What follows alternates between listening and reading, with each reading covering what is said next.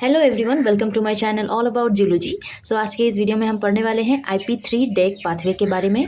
IP3 जो है inositol triphosphate और डेक जो है डाई एसाइल ग्लिसरॉल होता है। ये एक पाथवे होता है।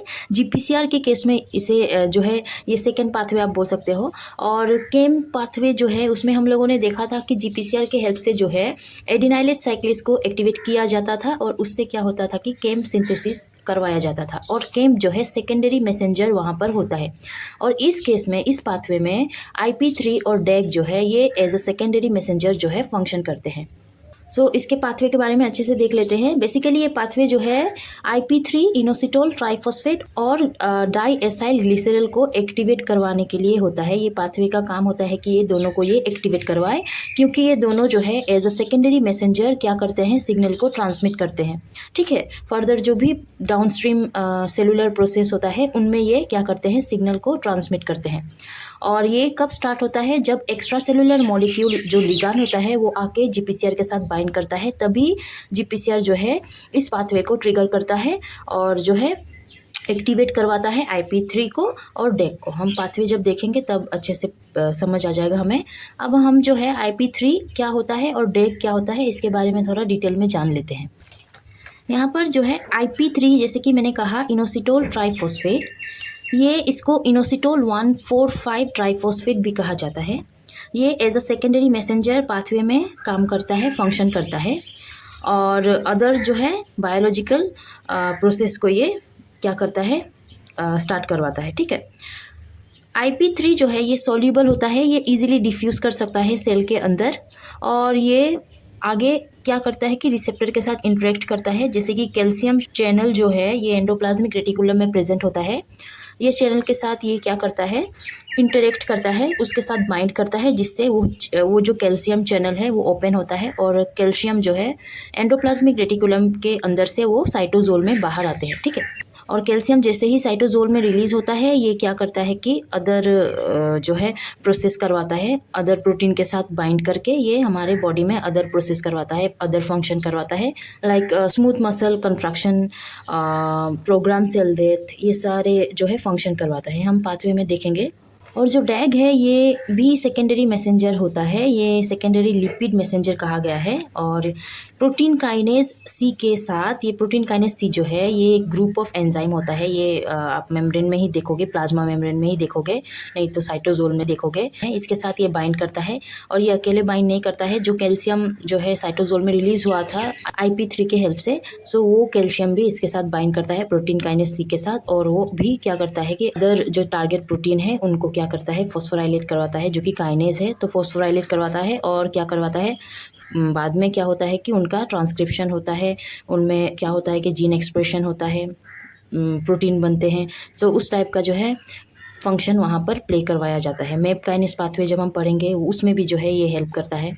बेसिकली हम पाथवे को देखते हैं तभी हमें क्या होगा कि अच्छे से समझ आएगा। देखिए, जो प्लाज्मा मेम्ब्रेन में रिसेप्टर प्रेजेंट होता है GPCR, उसके साथ जो है एक्स्ट्रा सेलुलर लिगान जो है वो आके बाइंड करता है।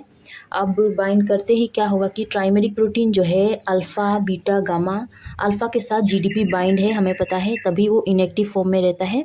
जैसे ही लिगान जो है उसके साथ बाइंड करता है वो एक्टिवेट होता है, GDP हट के GTP बाइंड करता है और अल्फ़ा GTP जो सब यूनिट है वो जाके PIP2 के साथ बाइंड करते हैं। केम के टाइम में हम लोगों ने देखा था जो एडिनाइलेट साइक्लेज मेम्ब्रेन में प्रेजेंट था, अल्फ़ा और जो GTP का सब यूनिट था उसके साथ बाइंड करता था, उसको एक्टिवेट करवाता था।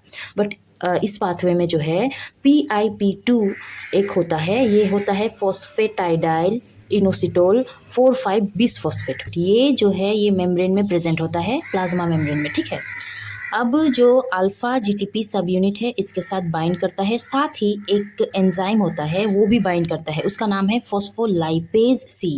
लाइपेज है मतलब क्या होगा कि वो कोई भी मॉलिक्यूल को तोड़ने में हेल्प करेगा, उसका ब्रेकडाउन करवाएगा। फॉस्फोलाइपेज C जो है ये साइटोप्लाज्म में प्रेजेंट होता है, न्यूक्लियस में प्रेजेंट होता है, प्लाज्मा मेम्ब्रेन में भी प्रेजेंट होता है। इस केस में आप इस तरीके से भी देख सकते हो कि ये प्लाज्मा मेम्ब्रेन में प्रेजेंट है।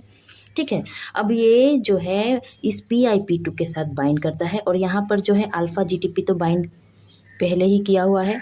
ये दोनों जब भी बाइंड करेंगे ये PIP2 को दो पार्ट में तोड़ देंगे। ये जो है स्ट्रक्चर जो है इसका, इसके अंदर IP3 मिलता है और डेग मिलता है। जब फॉस्फोलाइपेज सी इसके साथ बाइंड करता है, फॉस्फोलाइपेज सी का काम होता है कि ये इसको तोड़े।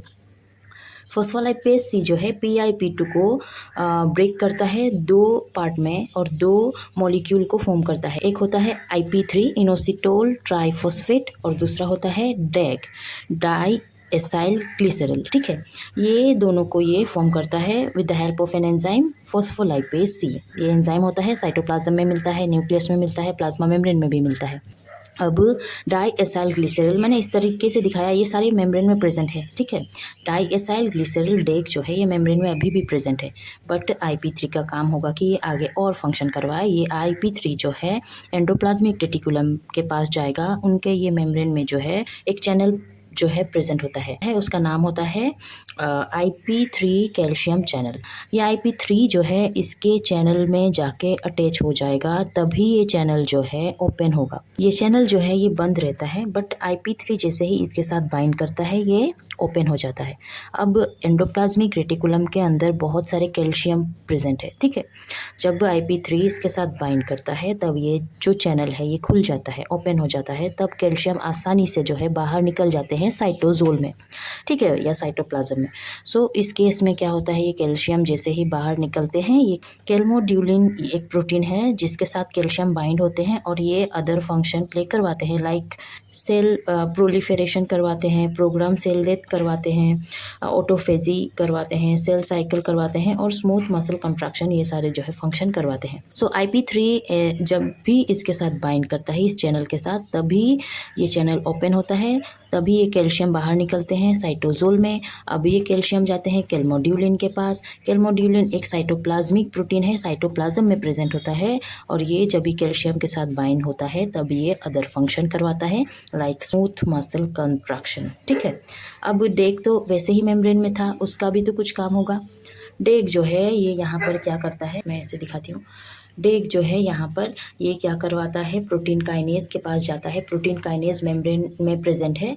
ठीक है, अब प्रोटीन काइनेज के पास डेग जाएगा, यहाँ से कैल्शियम भी जाएंगे, उसके साथ बाइंड करेंगे ये प्रोटीन काइनेज के पास। अब ये काइनेज एंजाइम है, काइनेज प्रोटीन है, तो ये क्या करवाएगा, प्रोटीन काइनेज सी डेग और कैल्शियम के साथ मिल के जो है एक्टिवेट हो चुका है। अब ये अदर टारगेट प्रोटीन को क्या करवाएगा, फॉस्फोराइलेट करवाएगा। ठीक है, और अदर फंक्शन करवाएगा। सो बेसिकली IP3 डेग जो है इस तरीके से इनका पाथवे होता है, इस तरीके से ये फंक्शन करते हैं। आई होप आपको समझ आया होगा। अगर समझ आया हो और अच्छा लगा हो तो इस वीडियो को लाइक कीजिए, मेरे चैनल को सब्सक्राइब करना प्लीज़ मत भूलिएगा। टिल दिन पढ़ते रहिए, take care and bye bye.